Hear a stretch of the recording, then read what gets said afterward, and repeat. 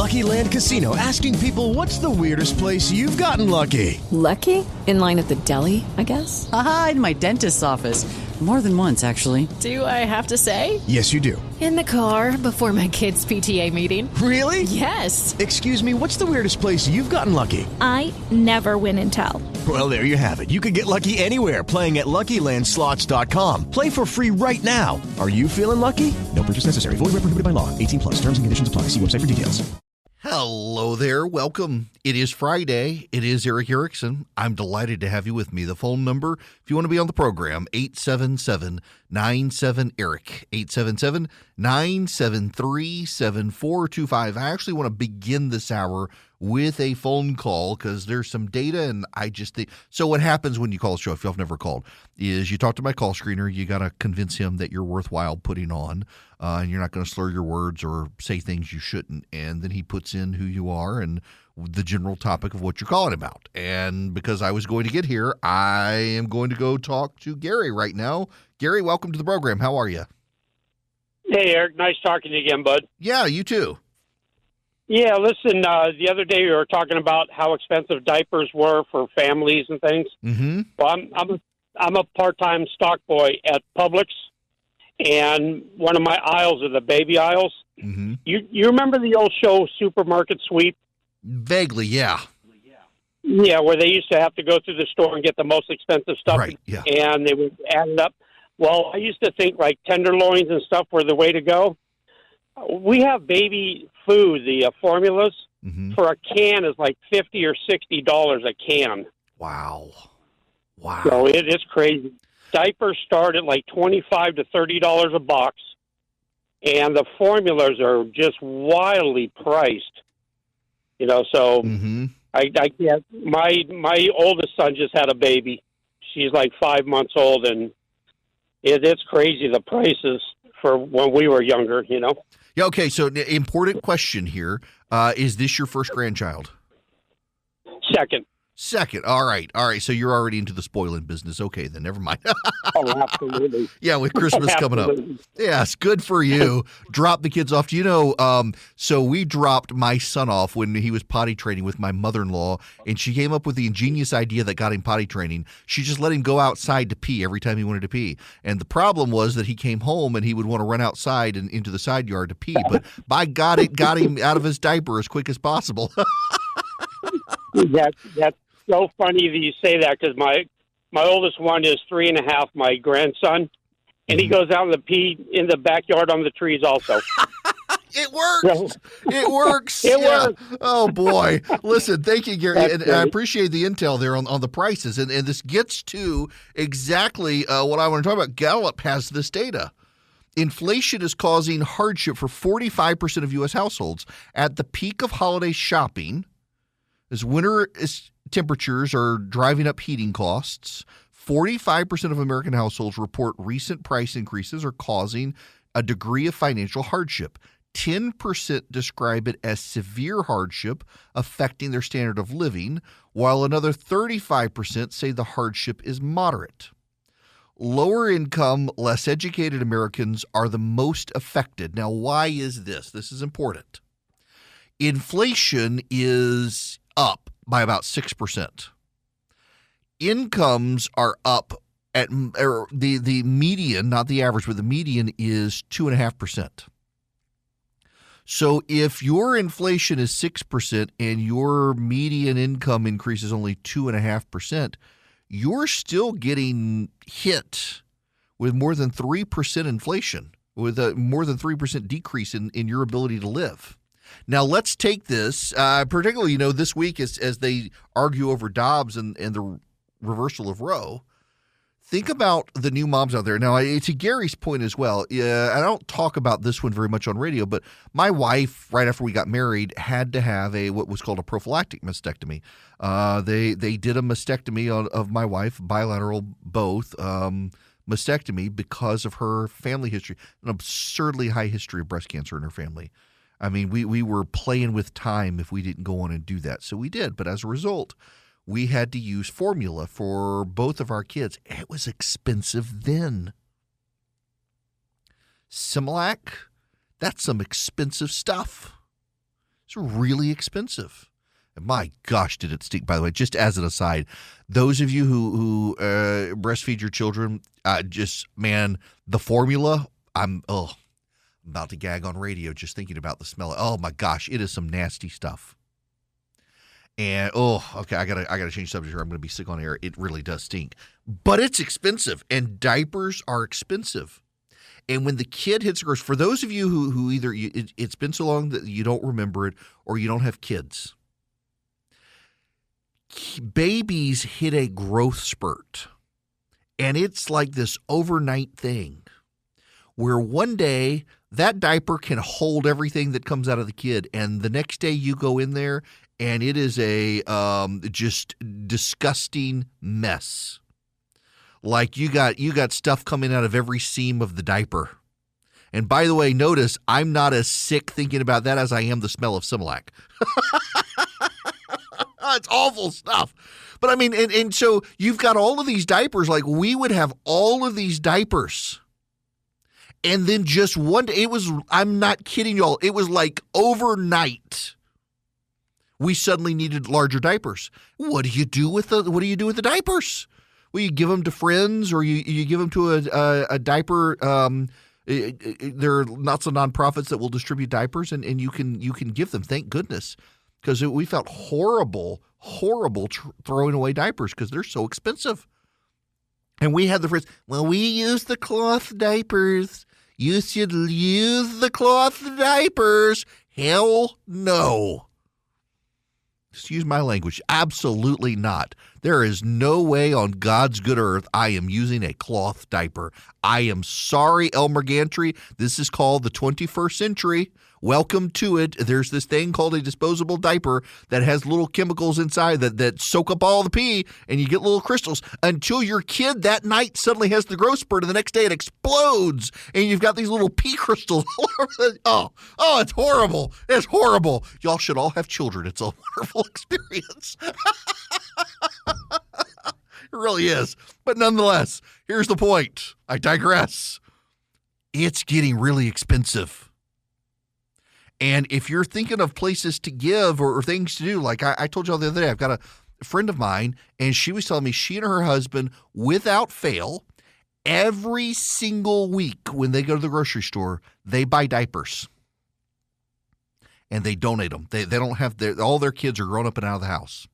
They're without grandkids yet. They're hoping for grandkids. They don't have them yet. But they buy diapers every single week, and they donate them to a local nonprofit, pro-life nonprofit in their community for poor moms who need diapers and can't afford them can go get them. And there is such a need out there, such a need for that sort of stuff, for formula and for diapers. It's so expensive, y'all. It's expensive. It's gotten worse in the last year. On top of that, you got the supply chain crisis and all of that. There are a lot of people out there who I don't know that they can appreciate the cost of it.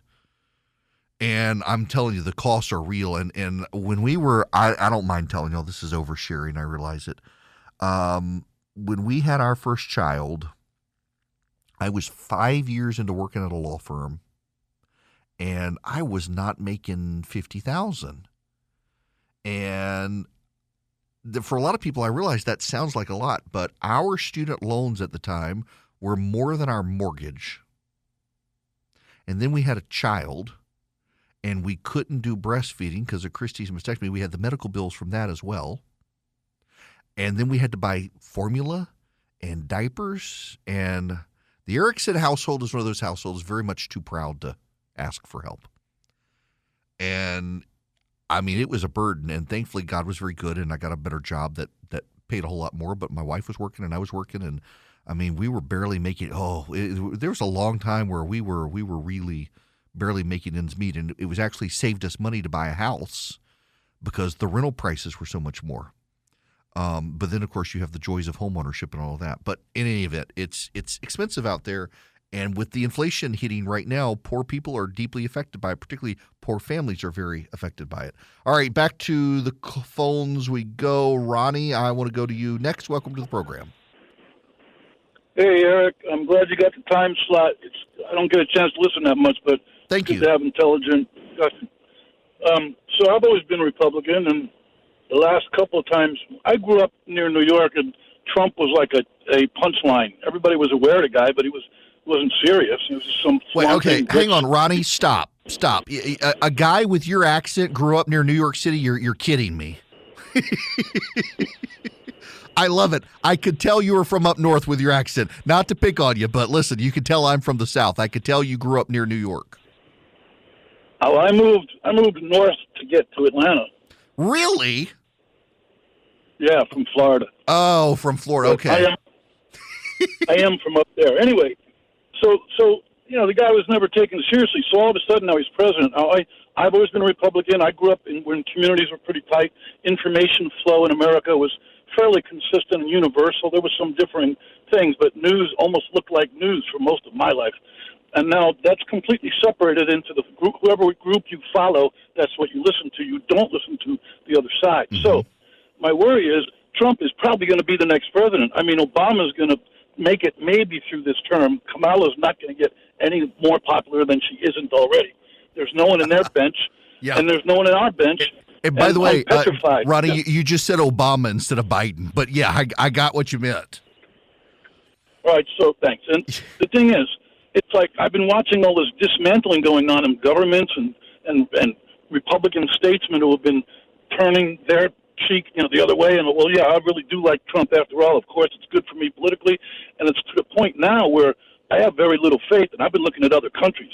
I mean, is there any chance that somebody can pop up and be listened to and get some favor and be credible and normal, and so the regular Americans can get excited again and not be so fearful of the choices that are out there? Yeah, listen, first of all, don't give up on the American people. Don't give up on the people. Sometimes, listen, if you listen to me, I think people are stupid, but overall, we're the last best hope for mankind. If we can remember that, the people are good. I see what you're saying about Trump. I still think 2024 is a long time away. Events change things. If Trump is not successful in nursing his grudges in 2022, that dramatically changes things for him. And I really do think by 2024, keep in mind that we're December 3rd of 2021.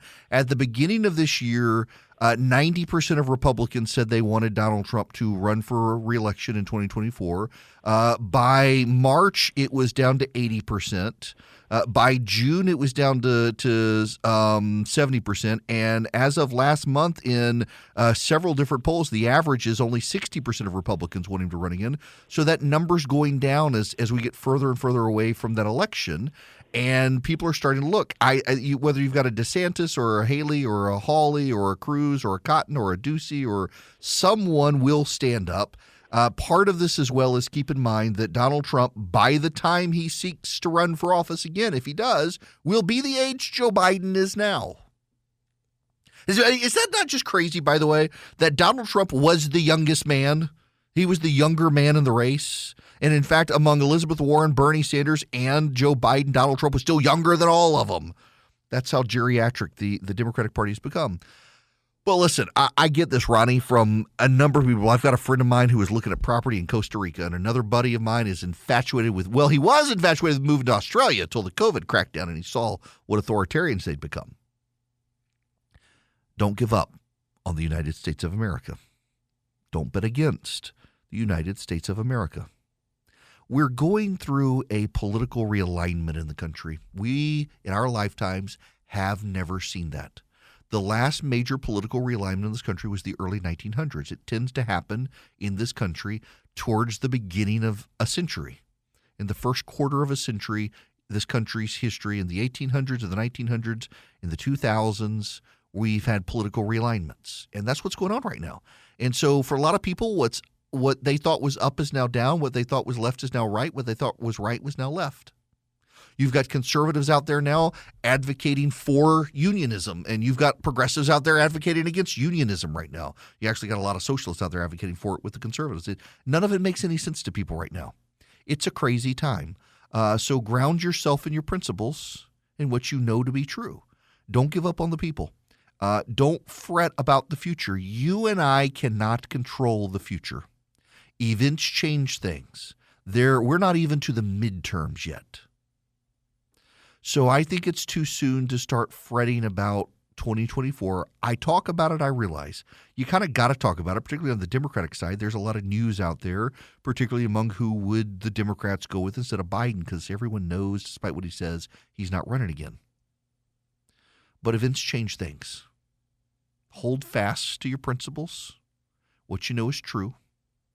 Don't worry about 2024 because there's nothing you can do about it. There's no reason to stew over it. What you can focus on is the here and the now and finding good people to run for office right now for the coming year's election. And then after we get through that process, then we turn our eye to 2024 and see the lay of the land. Things may be dramatically different by then. Remember as well, in 1983, Ronald Reagan, after the 1982 midterms that went terribly for the Republicans, in 1983, Ronald Reagan had a 32% popular approval rating. Did y'all know that? 32% in the Gallup poll. And back then, polling was wildly accurate. Ronald Reagan had a 32% approval rating in 1983. He went on, 1 year later, to win all but one state in the District of Columbia. So events change things. Sometimes your direction, sometimes against them, but it's too soon to even guess right now as to what's going to happen. Hello there. It is Eric Erickson. The phone number, 877-973-7425. A judge in Virginia, this is breaking news, a judge in Virginia has just confirmed the Republicans won a seat in Virginia Beach, Virginia. It's taken that long to battle it out. It was a fought over absentee ballots. The Republicans have won, officially now capturing the Virginia House of Delegates. Now, what's so interesting here is in 2017, the Democrats won that seat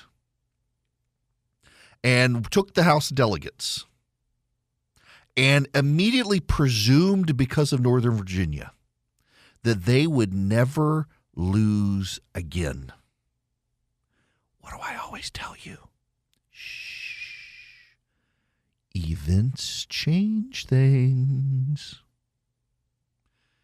The Democrats in 2017 in Virginia, they thought they would never lose again.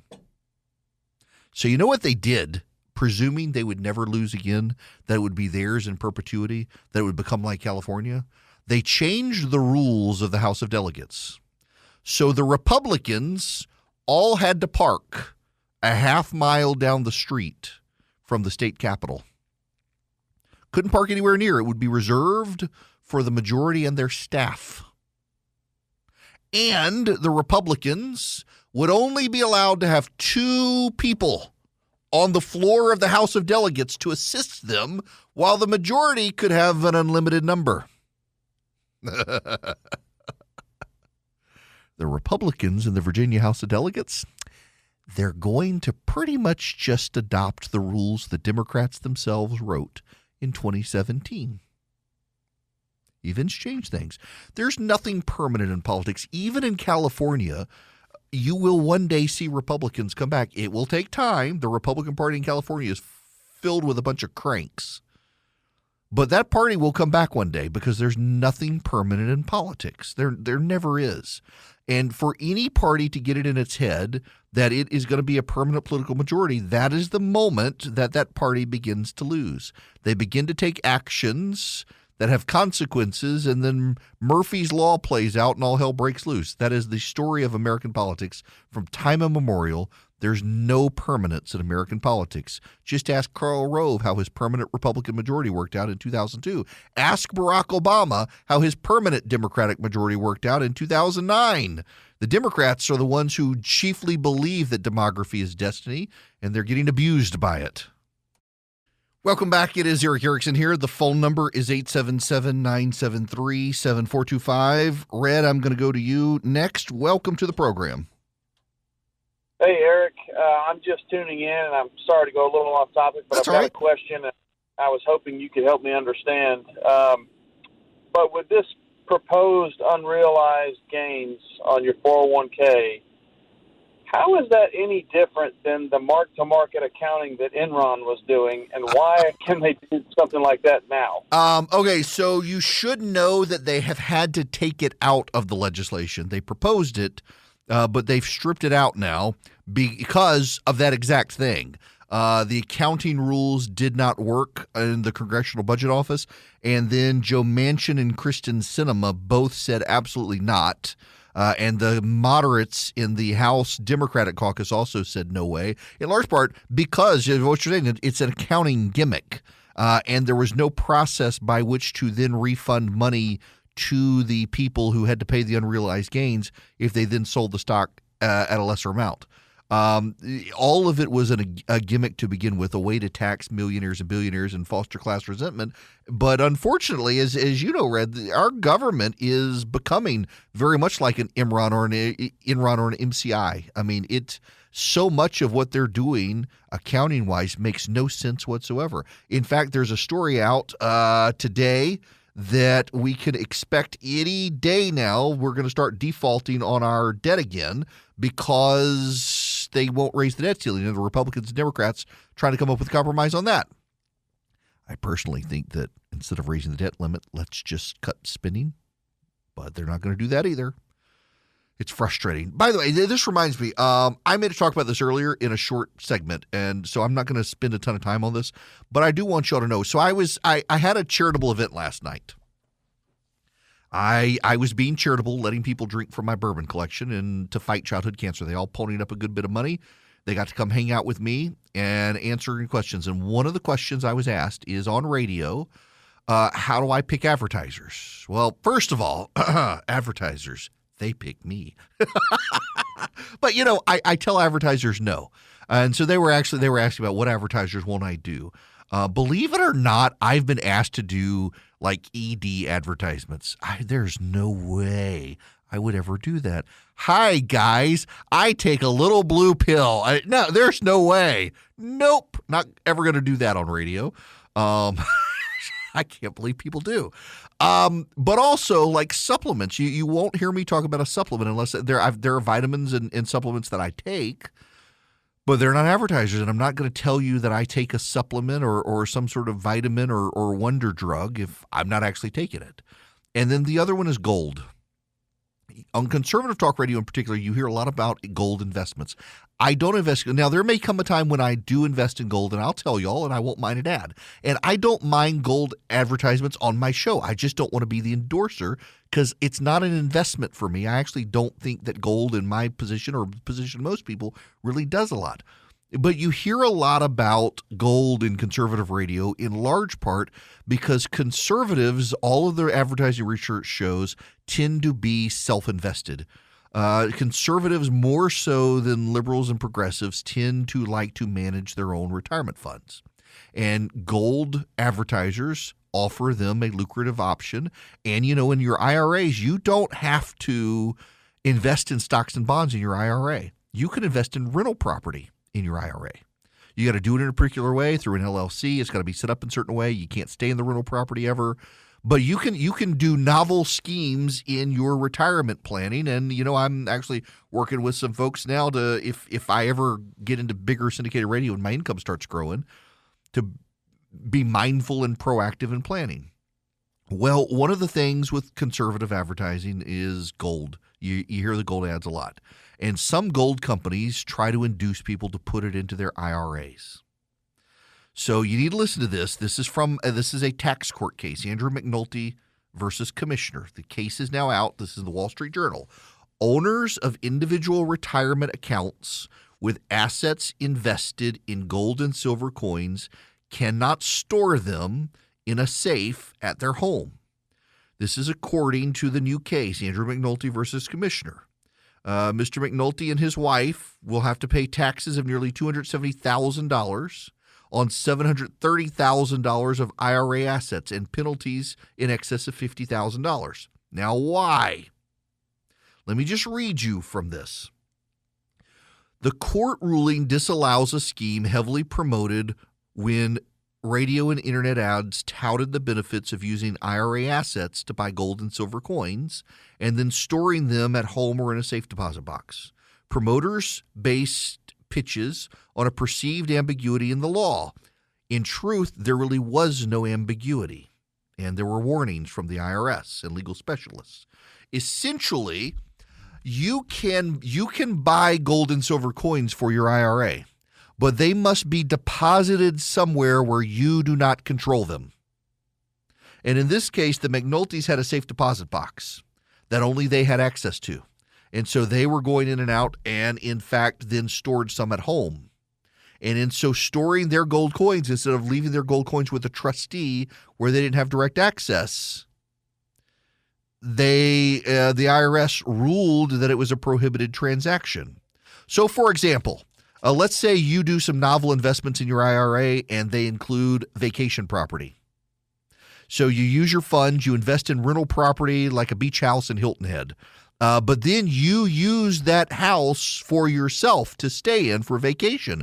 That's a prohibited transaction, and that violates the IRA. It causes taxes and penalties. Talk to your financial advisor. I'm not a financial advisor. I did used to do some tax law, but talk to your financial advisor on this. Now, the problem here is this couple in 2015 began moving nearly $750,000 of existing retirement funds from a MetLife annuity and a 401k in stock into self-directed IRAs.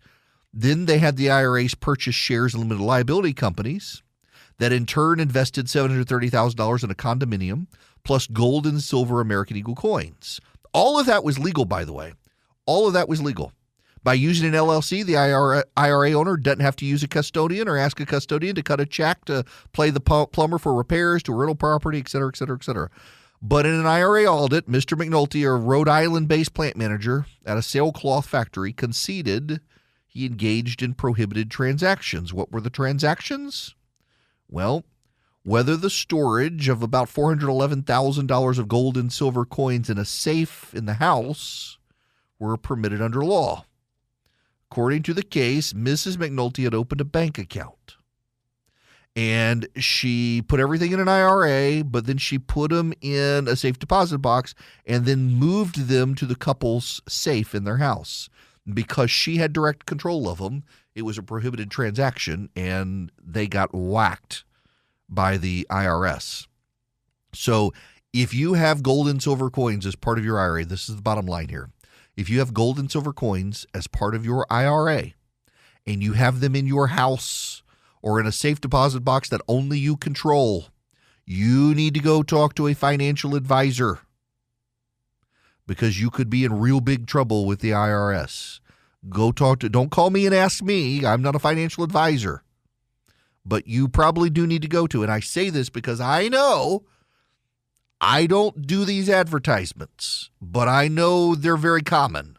And I know people who have done these things, and hopefully they're all using trustees to keep their gold and silver coins. You know why I don't use gold and silver coins for investment right now? It's fine for a convertible stable asset, but it's very, very stable. Gold is not really a hedge against inflation. It's not really a hedge against inflation, nor is it something that appreciates very much over time. And I know a lot of people say that, but now when you look at the data, not really. Now, one day I may need to buy gold just for diversified asset stake and things like that, but I'm not there yet. I hope to someday be there. I hope to be in priority jet territory one day soon and gold and silver coin territory, but I'm not there. And most people aren't, but a lot of people decide they're going to do it because they get spooked thinking that it's some sort of major appreciable asset when if you chart out the price of gold over time, not really. All right, I got to move on to one more story here. I want you to know two names. Some of you already know these names. Ruby Freeman and Shay Moss. Ruby Freeman and Shay Moss are two victims of a terrible lie. Ruby Freeman and Shay Moss were ballot processors for Fulton County, Georgia in the 2020 election. Some activists on the right claimed that Ruby Freeman and Shay Moss, her daughter, were engaged in vote fraud. They are now filing a major defamation lawsuit against Gateway Pundit, a notoriously nutty, unreliable site. Ms. Freeman. Well, Ms. Moss worked for the Fulton County Elections Board in Georgia. That's the Atlanta area. Ms. Freeman was a temporary employee. According to the New York Times, they were ensnared by the Trump-supporting media and Mr. Trump himself after Gateway Pundit published dozens of false stories about them, starting last December and continuing through this November. The stories called the two women crooked Democrats and claimed that they pulled out suitcases full of ballots and began counting those ballots without election monitors in the room. Investigations conducted by the Georgia Secretary of State's office found that the two women did nothing wrong and were legally counting ballots. It all began 1 month after the 2020 election on December 3rd when a lawyer for Mr. Trump's campaign played a spliced segment of surveillance video footage for a Georgia Senate committee. The lawyer falsely claimed Fulton elections workers pulled 18,000 fraudulent ballots from a suitcase and illegally fed them through the voting machine. Keep in mind, yes, it was edited footage that was shown. Most of the people who saw it didn't know it. The accusation was quickly debunked, but nevertheless amplified by Rudy Giuliani and the Trump allies. A week after the first Gateway Pundit story, Mr. Giuliani compared Ms. Moss and Ms. Freeman to drug dealers and called for their homes to be searched. Mr. Trump himself invoked Ms. Freeman's name 18 times in his call with Brad Raffensperger, the Secretary of State. I got to tell you about this. The lawsuit was filed in Missouri, where James Hoft lives, the proprietor of Gateway Pundit. This is what these two women went through because of this terrible lie. They received death threats, unending harassment from phone calls and text messages, and unsolicited pizza deliveries to their homes, and racial slurs directed at them. The harassment was detailed in a Reuters article published Wednesday, including 911 calls Ms. Freeman had to make because Trump supporters showed at her house, banged on the door.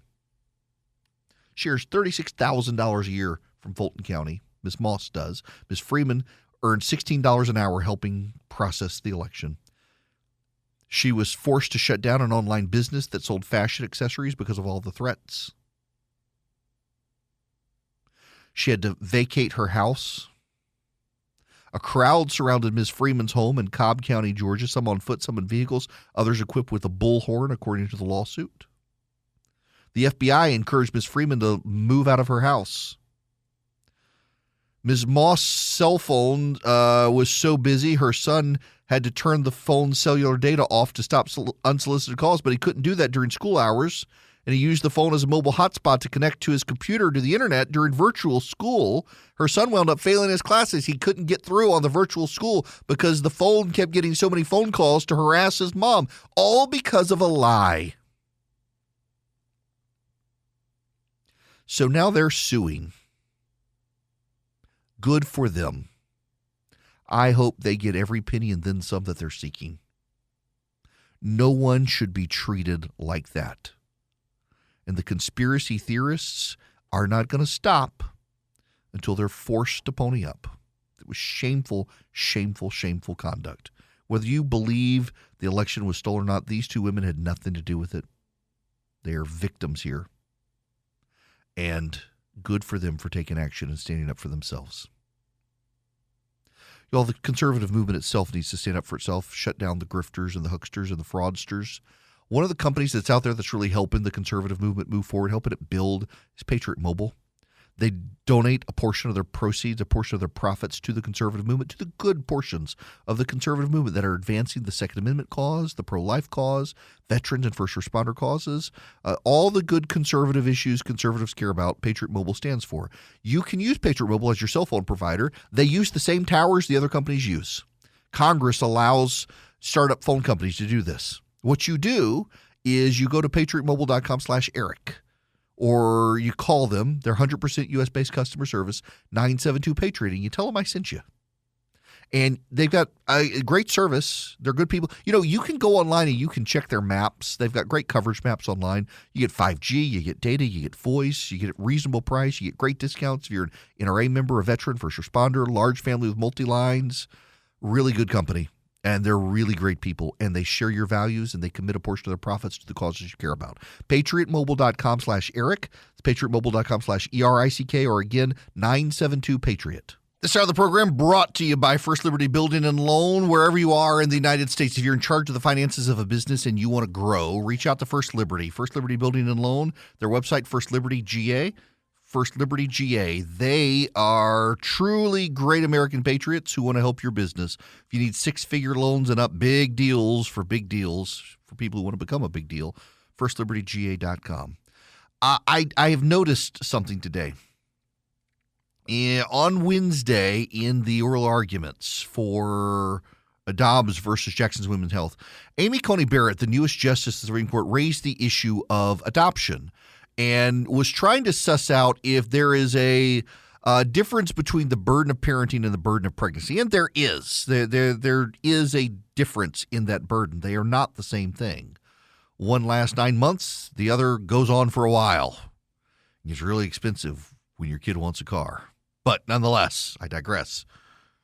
She's an adoptive mother. She and her husband adopted 2 children from Haiti. And you will remember, I think, that she was smeared by progressive activists back then, claiming that she had broken up a family or she had smuggled the kids out or done an inappropriate adoption, something. She was attacked for this. Well, guess what?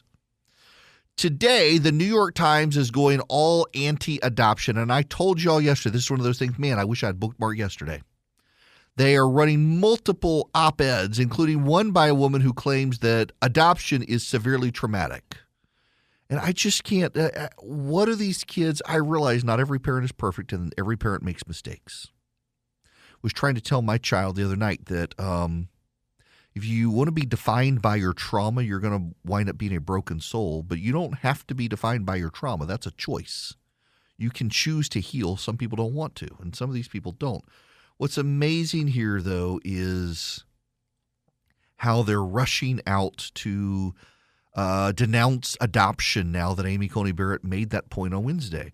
A buddy of mine sends me this. At New York Magazine, Aaron Carman finds an adoptee, a black daughter of white parents, who explicitly argues that from a welfare of the mother standpoint, an abortion is preferable to adoption.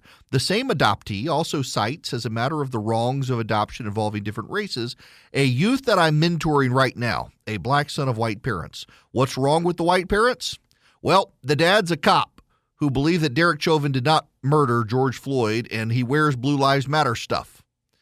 And it's worth noting that Carmen literally wrote the book on pop culture fetishization of the late Ruth Bader Ginsburg, whose views on the social utility of abortion were, well, easily expressible in German. Again, from my email correspondent. At the New York Times, someone named Elizabeth Spears writes at length about how much easier it is to proclaim herself a Brooklynite and then list pronouns to apparently be relatable, and how much easier it is to kill a child in the womb than to adopt them, and how we shouldn't be making people adopt or even encouraging adoption. These people just want to kill kids.